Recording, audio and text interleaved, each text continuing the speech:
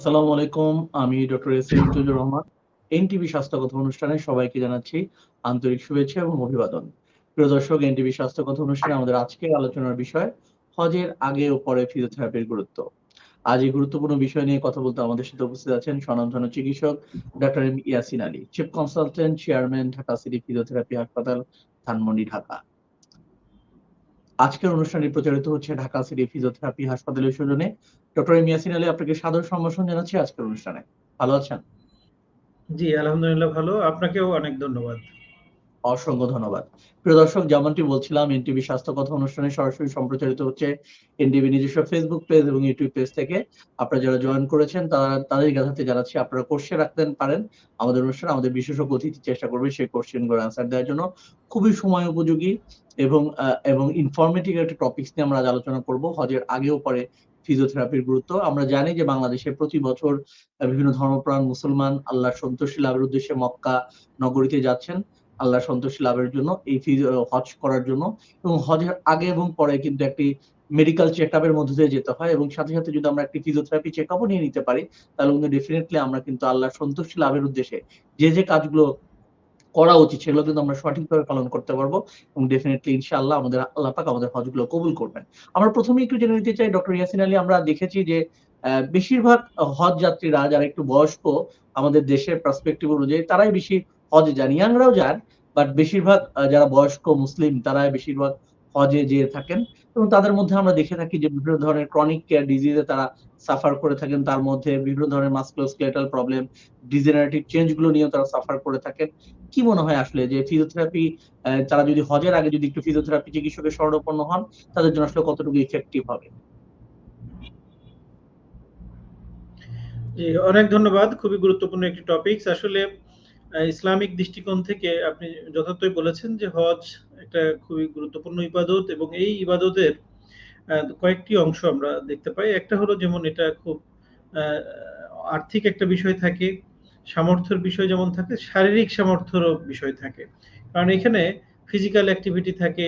আমরা সাধারণত যেটা দেখি যে তওয়াফ করা, আম তারপরে হাজারে আসওয়াদ ত ইয়ে করা, যেখানে অনেক মানুষ থাকে, যেখানে আ শরীরের সামর্থ্য না থাকলে আমরা করতে পারি না। সাফা মারোয়া, দৌড়ানোর বিষয় থাকে, পাথর নিক্ষেপ করার বিষয় থাকে, অনেকগুলা বিষয়। তো সেখানে শারীরিকভাবে ফিটনেস বা ফিজিক্যালি ফিট থাকাটা খুবই গুরুত্বপূর্ণ।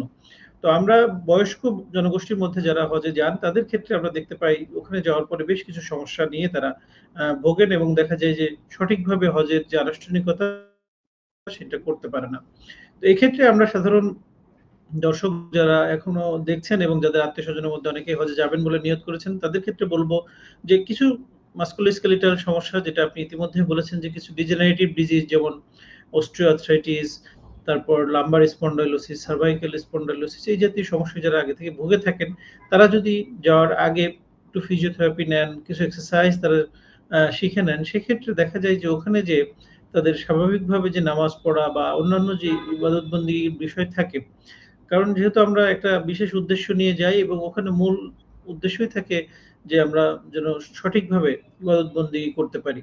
তো এক্ষেত্রে যারা নিচে বসে নামাজ পড়তে পারেন না বা অনেক ক্ষেত্রে দেখা যায় চেয়ার ছাড়া বসতে পারেন না, তাদের ক্ষেত্রে কিন্তু ওখানে যে বেশ কিছু অসুবিধা দেখা দেয়। তো আমরা দেখতে পাই যদি একটা প্রপার গাইডলাইন অনুযায়ী ফিজিওথেরাপি নিয়ে তারা তাদের ফিজিক্যাল ফিটনেসটাকে ঠিক করে যেতে পারে, সেক্ষেত্রে আর সমস্যাটা তেমন থাকে না। তো এইজন্য হজে যারা প্রস্তুতি নিচ্ছেন, সেই প্রস্তুতির মধ্যে ফিজিওথেরাপির গুরুত্বটা অনেক বেশি বলে আমি মনে করি, বিশেষ করে সিনিয়র সিটিজেনদের ক্ষেত্রে। জি, অনেক ধন্যবাদ প্রিয় দর্শক। আলোচনার প্রারম্ভিক পর্যায়ে আপনারা কিন্তু বুঝতে পারলেন ডেফিনিটলি হজের আগে আমরা যদি একটু সেশন নিয়ে নিতে পারি, বিশেষ করে যারা সিনিয়র সিটিজেন আছে এবং যারা বিভিন্ন ধরনের মাসকুলোস্কেলেটাল প্রবলেম বা ডিজেনারেটিভ চেঞ্জে যারা আক্রান্ত আছেন, বিশেষ করে যারা হাঁটু ব্যথা এবং কোমর ব্যথায় আক্রান্ত আছেন, তাদের জন্য কিন্তু খুব ইফেক্টিভ একটি সলিউশন হতে পারে। আমরা একটু জেনে নিতে চাই বয়স্ক পেশেন্টদের, আপনারা বলছিলেন যে ডিজেনারেটিভ চেঞ্জ হয়ে থাকে এবং হাঁটুর ব্যথা, কোমরের ব্যথা, একটু হাঁটতে গেলেই তার পেশিতে টান পড়ছে, তার ব্যথা হচ্ছে, বেশিক্ষণ হাঁটতে পারছেন না। আবার বেশিক্ষণ দাঁড়িয়ে নামাজ পড়তে পারছে না। এরকম হরহামেশাই কিন্তু আমাদের সামাজিক অবস্থায় আমরা দেখতে পাই। আমাদের আত্মীয়স্বজনের মধ্যে অনেকে দেখতে পাই বা পেশেন্টরা এসেও কিন্তু কমপ্লেইন করেন। এক্ষেত্রে আসলে সলিউশনটা কি? কিভাবে তারা হাঁটু ব্যথা, কোমর ব্যথাকে নিয়ন্ত্রণে রাখতে পারেন? সে ব্যাপারটি যদি ছোট করে একটু বলতেন। জি, ধন্যবাদ আপনাকে। আসলে হাঁটুর ব্যথার যে মূল কারণ, অনেকগুলি কারণে হাঁটু ব্যথা হয়। তার মধ্যে আমরা বয়স্ক জনগোষ্ঠীর মধ্যে দেখতে পাই ডিজেনারেটিভ বা বয়সজনিত কারণে যে অস্টিওআর্থ্রাইটিস সেটাই আমরা বেশি পেয়ে থাকি। এক্ষেত্রে কি হয় জয়েন্টের ভিতরে আমাদের গাড়ির চাকার মধ্যে যেমন এক ধরনের ফ্লুইড থাকে বা গ্রিজ থাকে, আমাদের জয়েন্টের ভিতরে এক ধরনের সাইনোভিয়াল ফ্লুইড থাকে যেটা আমাদের মুভমেন্টে সাহায্য করে। সাথে, সাথে জয়েন্টের যে একটি স্পেস থাকে সেই স্পেসটা অনেক ক্ষেত্রে কমে যায়। বিশেষ করে ডিজেনারেটিভ কারণে যেমন মাংসপেশির শক্তি কমে যায়, ফ্লুইডটা কমে যায়। জয়েন্ট স্পেস কমে গেলে তখন আমরা নিচে বসতে পারি না, নামাজের মতো বসতে অসুবিধা হয়, টয়লেটে বসতে লো কমোডে বসতে অসুবিধা হয়, সিঁড়িতে ওঠানামা করতে অসুবিধা হয়। তো এক্ষেত্রে আমরা ট্রিটমেন্টটাকে একটা সমন্বিত চিকিৎসার কথা বলি। এক্ষেত্রে যেমন বয়স্ক মানুষদের ক্ষেত্রে ব্যথানাশক ওষুধ কিন্তু দীর্ঘদিন খাওয়া যায় না। সেক্ষেত্রে তাদের অন্যান্য যে সমস্যাগুলো থাকে বিশেষ করে ডায়াবেটিস বা কিডনি ডিজিজ এই জাতীয় সমস্যায় যারা আগে থেকে আক্রান্ত তাদের পেইন কিলার কিন্তু আরো ক্ষতির কারণ হয়ে দাঁড়ায়। সেক্ষেত্রে ফিজিওথেরাপির মাধ্যমে তার এই সাইনোভিয়াল ফ্লুইডটাকে আমরা বাড়ানোর চেষ্টা করি। সাথে, সাথে তার যে সারাউন্ডিং মাসল লিগামেন্ট গুলা আছে, সেই লিগামেন্ট গুলাকে আমরা রিল্যাক্স করতে পারি, মাসল পাওয়ার গুলা বাড়াইতে পারি। তাহলে জয়েন্ট স্পেসটা বাড়ে। অনেক ক্ষেত্রে যে জয়েন্টের ভিতরে এক ধরনের ইনফিল্ট্রেশন করার প্রয়োজন পড়ে, হায়ালুরোনিক অ্যাসিড বা এই জাতীয় কিছু ইনজেকশন আছে যেটা দিলে ফ্লুইডটা বাড়ে। কোনো ক্ষতিকর ইফেক্ট থাকে না। এর সাথে, সাথে ফিজিওথেরাপি এবং এক্সারসাইজের মাধ্যমে জয়েন্টটাকে আমরা মুভেবল করতে পারি, জয়েন্ট ফ্রি করতে পারি। যার ফলে দেখা যায় যে, যে মানুষটা আগে নিচে বসে নামাজ পড়তে পারত না, সে কিন্তু আবার স্বাভাবিকভাবে নামাজ পড়তে পারে।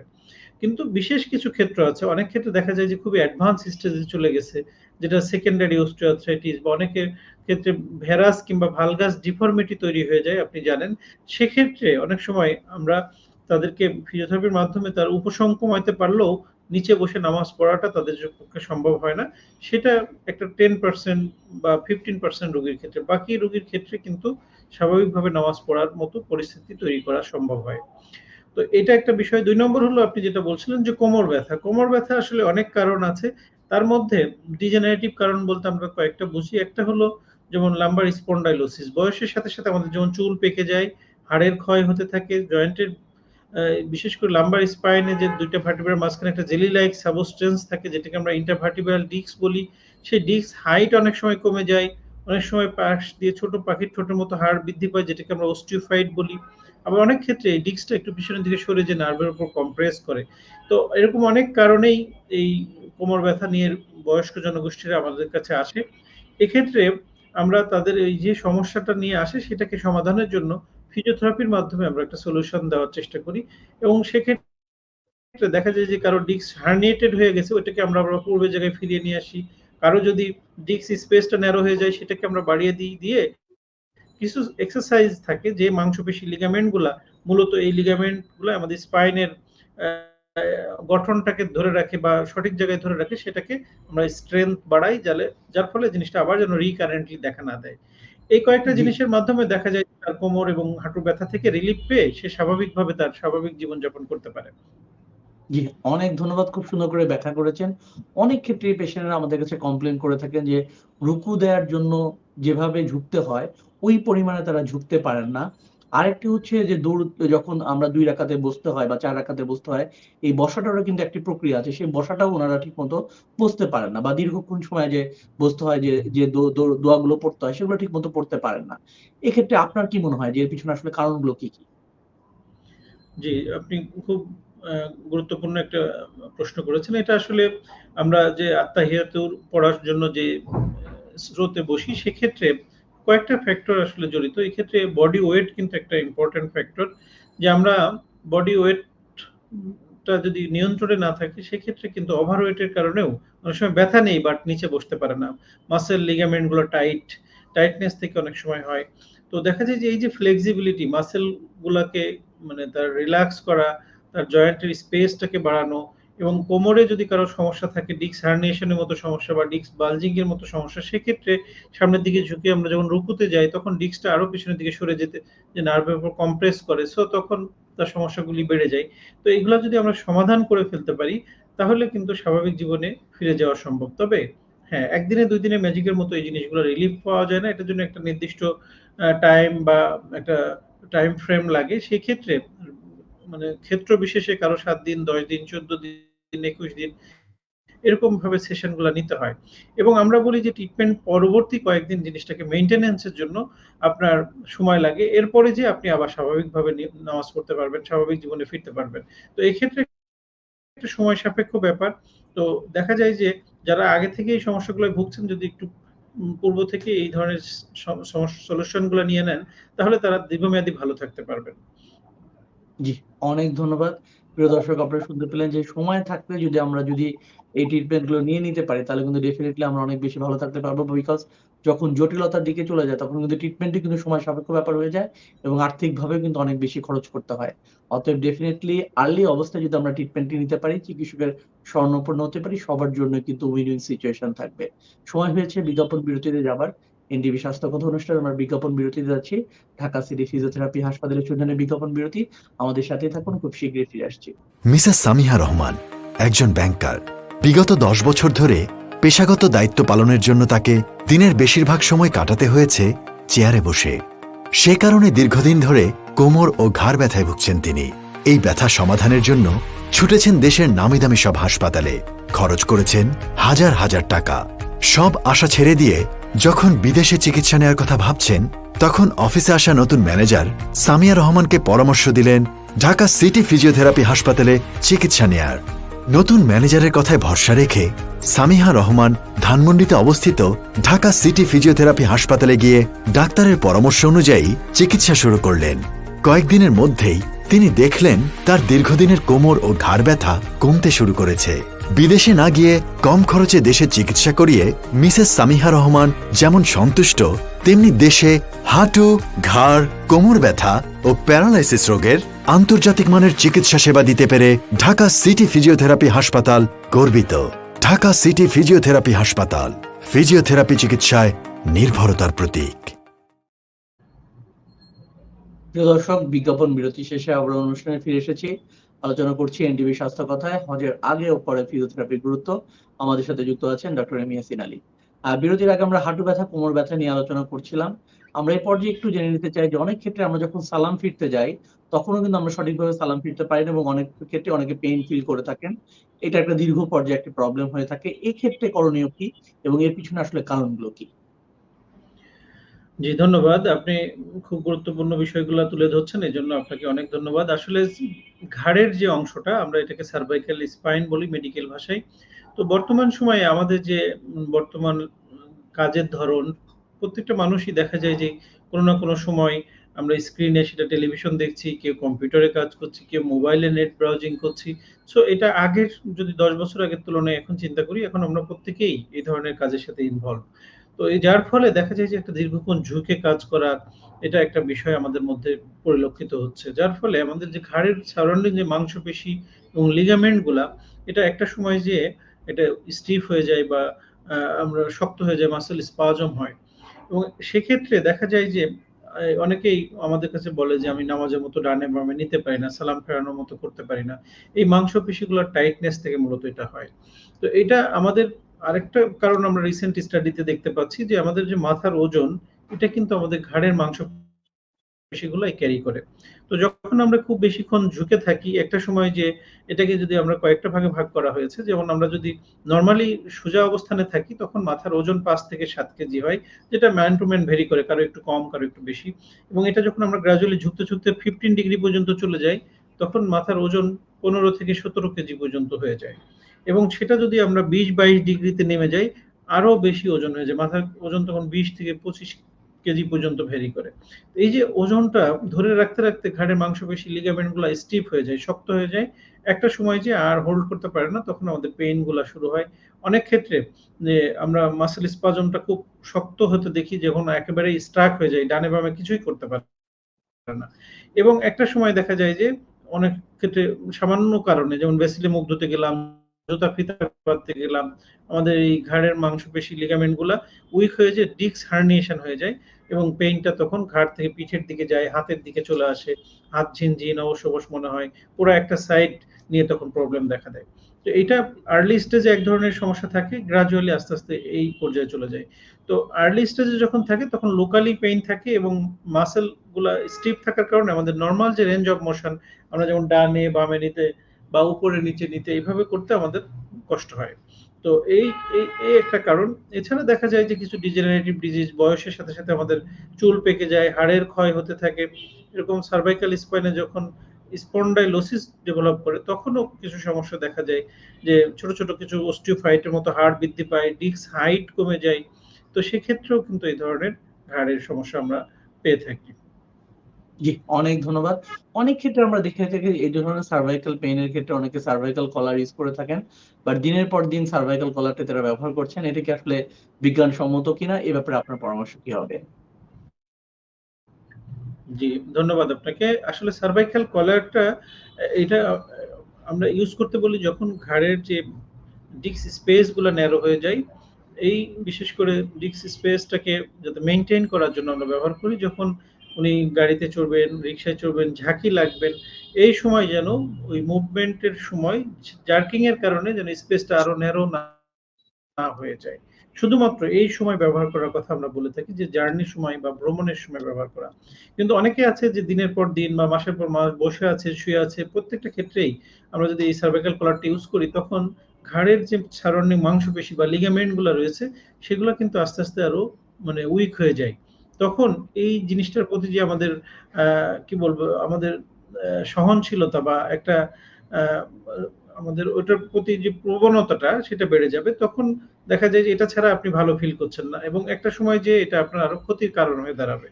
এজন্য শুধুমাত্র জার্নির সময় এবং অনেকের ক্ষেত্রে কাজের ক্ষেত্রে কিছু কাজ থাকে যেটা প্রলং টাইম হয়তো ওনাকে ঝুঁকি করতে হচ্ছে বা কিছু কাজের ওনার একটু জার্কিং হওয়ার সম্ভাবনা আছে, ঝাঁকি লাগার সম্ভাবনা আছে। সেইসব ক্ষেত্রে এই মানে সার্ভাইকাল কলারটা ইউজ করবেন। সবসময়ের জন্য কখনোই ব্যবহার করা উচিত নয়। জি, অনেক ধন্যবাদ। এবার আমরা একটু ব্যতিক্রমধর্মী একটু কোয়েশ্চেন এ যেতে চাই। আমরা দেখে থাকি যে হজের আগে অনেক ধরনের প্রি প্যাকেজ থাকে। মেডিকেল হেলথ চেকআপ এর মধ্য দিয়ে তাদেরকে যেতে হয়। তার ডায়াবেটিস, হাইপারটেনশন, সিকেডি এগুলো কন্ট্রোল লেভেলে আছে কিনা এগুলো ওনাকে দেখে নিতে হয়। এক্ষেত্রে আমরা দেখি যে একটা ডায়াবেটিস পেশেন্ট যারা দীর্ঘদিন যাবৎ ডায়াবেটিস আক্রান্ত আছেন। আপনি নিজেও জানেন যে ডায়াবেটিক নিউরোপ্যাথি, পেরিফেরাল নিউরোপ্যাথি তারা সাফার করছেন এবং এটি আসলে খুব মানে কষ্ট দেয়। যদিও এটা খুব বেশি জটিল না বাট তারপরেও কিন্তু সে প্রতিনিয়ত কষ্ট পাচ্ছে। এক্ষেত্রে আসলে এই নিউরোথেরাপি পেইন কমানোর ক্ষেত্রে ফিজিওথেরাপির কোন ভূমিকা আছে কিনা? হ্যাঁ, ধন্যবাদ আপনাকে। আসলে এই নিউরোলজিক্যাল যে সমস্যা যেটা আপনি আলাপ করলেন যে নিউরোপ্যাথি, এটা আসলে বেশ কিছু কারণেই হয়। তার মধ্যে ডায়াবেটিক নিউরোপ্যাথিটা খুব কমন। ডায়াবেটিস যদি দীর্ঘদিন ধরে নিয়ন্ত্রণে না থাকে তখন এই সমস্যাগুলা প্র প্রায়ই আমরা দেখতে পাই। তো এক্ষেত্রে দেখা যায় যে নিউরোলজিক্যাল যে ডেফিসিট এটা ওই ডায়াবেটিক নিউরোপ্যাথি ছাড়াও ডিজেনারেটিভ কিছু কারণও এর সাথে যোগ হয়ে যায়। সেক্ষেত্রে ডাবল সমস্যা হয়ে অনেকের পুরা মানে হাতে বা পায়ের আঙ্গুলগুলা ঝিনঝিন, অবশ-অবশ, বার্নিং সেনসেশন হয়। তো এটা দেখা যায় যে নিউরোলজিক্যাল আ ডেফিসিটটা অনেক সময় ঘাড় বা কোমরের অংশে যে নার্ভ গুলা আমাদের ঘাড়ের থেকে হাতের দিকে সাপ্লাই দেয় বা কোমর থেকে পায়ের দিকে সাপ্লাই দেয়, সেখানেও যদি কোনো কম্প্রেশন থেকে থাকে সেটা আরো অতিমাত্রায় তাকে কষ্ট দেয়। তো এক্ষেত্রে আমরা দেখি যে অ্যাসেসমেন্ট করি যে এই ডায়াবেটিসটা নিয়ন্ত্রণে না থাকায় যে সমস্যাটা এর সাথে অ্যাসোসিয়েটেড আরো কোনো ফ্যাক্টর আছে কিনা যেটা এটাকে এগ্রিভেট করছে বা বাড়িয়ে দিচ্ছে। তো আমরা অনেক ক্ষেত্রে দেখতে পাই যে তাদের অনেক সময় নার্ভের উপর কম্প্রেশন থাকে এবং অনেক ক্ষেত্রে দেখা যায় যে তার ভাস্কুলার কিছু প্রবলেমও কিন্তু থাকে। দেখা যায় যে আমরা অ্যাথেরোস্ক্লেরোসিস ফর্ম করে তার পায়ের বা হাতের রক্তনালীগুলাতে বিশেষ করে পায়ের কাপ মাসল এরিয়াতে বা এই এরিয়া গুলাতে তার ব্লাড সার্কুলেশন কম হচ্ছে। সেক্ষেত্রেও কিন্তু তার এই ইন্টারমিটেন্ট ক্লাউডিকেশন বা এই পায়ের ঝিনঝিন, অবশ-অবশ ভাবটা বেড়ে যায়। তো এক্ষেত্রে আমরা বলি যে কিছু ব্লাড সার্কুলেটরি এক্সারসাইজ আছে যেটা আপনার এই ব্লাড সার্কুলেশন গুলো বাড়াইতে সাহায্য করে। কিছু নার্ভ স্টিমুলেটর আমরা অনেক সময় ইউজ করি যে নার্ভের এন্ডিং গুলাকে সতেজ করতে যাতে নার্ভের যে কারণে নিউরোলজিক্যাল ডেফিসিটটা ডেভেলপ হয়েছে ওইগুলা যাতে কমে। এর পাশাপাশি অবশ্যই তাকে ডায়াবেটিস নিয়ন্ত্রণে রাখতে হবে এবং ডায়াবেটিস নিয়ন্ত্রণে রাখার ক্ষেত্রে তো আমরা সবাই জানি যে কয়েকটা জিনিস মেনে চলা যেমন তার ডায়েট নিয়ন্ত্রণ করা, তার এক্সারসাইজ করা, ডিসিপ্লিন লাইফ এবং তার যেটা ফলো করছে অনেকে হয়তো ওষুধের মাধ্যমে নিয়ন্ত্রণে রাখছে, কেউ হয়তো ইনসুলিন নিচ্ছে, সেগুলাকে যথাযথভাবে নেওয়া। তো এইসব ওভারঅল যদি ম্যানেজ করা যায় সেক্ষেত্রে অনেকাংশে এই জিনিসগুলোকে কমিয়ে নিয়ে আসা সম্ভব হয়। জি, অনেক ধন্যবাদ প্রিয় দর্শক। আপনারা বুঝতে পারলেন যে ডায়াবেটিস জনিত সমস্যার কারণে কিন্তু ডায়াবেটিক নিউরোপ্যাথি বা পেরিফেরাল নিউরোপ্যাথি, পা ঝিনঝিন করা, খোঁচা মানে সূচের মতো খোঁচা অনুভব করা, এ ধরনের প্রবলেম অনেকে সাফার করে থাকেন। ডেফিনিটলি আপনার মেডিকেল ট্রিটমেন্ট এবং ফিজিওথেরাপি ট্রিটমেন্ট যদি নিতে পারেন, তাহলে ডেফিনিটলি আপনি কিন্তু এই ডায়াবেটিক নিউরোপ্যাথি থেকে অনেকাংশে রিলিফ পাবেন। সময় হয়েছে শেষবারের মতো বিজ্ঞাপন বিরতিতে যাবার। এনডিবি স্বাস্থ্য কথার বিজ্ঞাপন বিরতিতে যাচ্ছি। বিজ্ঞাপনটি প্রচারিত হচ্ছে ঢাকা সিটি ফিজিওথেরাপি হাসপাতালের জন্য। ঢাকা সিটি ফিজিওথেরাপি হাসপাতাল, আধুনিক চিকিৎসা সেবার নিশ্চয়তা। ডাক্তার এম ইয়াসিন আলী স্যারের তত্ত্বাবধানে চিকিৎসা দেওয়া হয়। অপারেশনবিহীন হাঁটু, কোমর, প্যারালাইসিস ও পঙ্গু রোগের আধুনিক চিকিৎসা সেবার নিশ্চয়তা। ঠিকানা ঢাকা সিটি ফিজিওথেরাপি হাসপাতাল, house number 12/1, road number 4/A, Dhanmondi, Dhaka 1205। বিজ্ঞাপন বিরতি শেষে আবার আমরা অনুষ্ঠানে ফিরে এসেছি। আলোচনা করছি এনটিভি স্বাস্থ্য কথায় হজের আগে ও পরে ফিজিওথেরাপির গুরুত্ব। আমাদের সাথে যুক্ত আছেন ডক্টর এম ইয়াসিন আলী। আমরা এই পর্যায়ে একটু জেনে নিতে চাই, এই যে দীর্ঘদিন যাবৎ তারা হজ থাকবেন, প্রায় 45 ডেজ এর মতো থাকতে হয় তাদের। তো এই সময়ের মধ্যে তাকে দীর্ঘ সময় হাঁটতে হবে, বিভিন্ন সময় নামাজরত অবস্থায় থাকতে হবে, সাফা মারওয়াতে যেতে হবে, অনেক লম্বা অনেকগুলো কাজ সম্পাদন করতে হবে। তো এক্ষেত্রে আসলে আপনার পরামর্শ কি, তাদের যাদের এই ধরনের ডিজেনারেটিভ চেঞ্জ গুলো আছে, তারা কিভাবে ওখানে গিয়ে কিছু এক্সারসাইজ নিতে পারেন, সে ব্যাপারে যদি ছোট করে একটু পরামর্শ দিতেন। জি, অবশ্যই। আমরা এক্ষেত্রে বলি যে দেখা যায় যে যাদের এই ধরনের সমস্যা আগে থেকে আছে তাদের কিছু সতর্কতা অবলম্বন করতে হবে। যেমন আমরা ১ম থেকে শুরু করি যে তাদের লাগেজ নেওয়ার ক্ষেত্রে বিমানবন্দর থেকে শুরু করে ওখানে যাওয়া, হোটেলে অবস্থান করা, প্রত্যেকটা ক্ষেত্রেই খুব সাবধানতার সাথে ভারী জিনিস ওঠানোর ক্ষেত্রে সতর্কতা অবলম্বন করতে হবে, যেটা যেন তার সমস্যাটাকে বাড়িয়ে না দেয়। পাশাপাশি যে আনুষ্ঠানিকতাগুলো আছে সেগুলার মধ্যে আমরা বলি একাধারে না করে একটু বিশ্রাম নিয়ে করা। যে মনে করেন ০.৫ ঘন্টা ৪০ মিনিট পরে একটু ব্রেক নিল, একটু বিশ্রাম নিল। এছাড়া কিছু সিম্পল এক্সারসাইজ আমরা তাদেরকে শিখিয়ে দিই বা মানে করার জন্য বলি। সেক্ষেত্রে যেমন হাঁটুর জন্য কিছু স্ট্রেংথেনিং এক্সারসাইজ আছে, যেটা একটা মানুষ বসেই করতে পারে। আমরা চেয়ারে বসে বা সোফায় বসে, খাটে বসেই করতে পারি, যে হাঁটুর মাংসপেশি লিগামেন্ট গুলা যেন ঠিক থাকে। আবার অনেকে দেখা যায় যে বেশ কিছুক্ষণ হাঁটার পরে তার পেইনটা শুরু হচ্ছে, যে অনেকক্ষণ আবার একটু বিশ্রাম নিলে আবার ব্যথাটা কমে যায়। এরকম সমস্যা অনেকের হয়।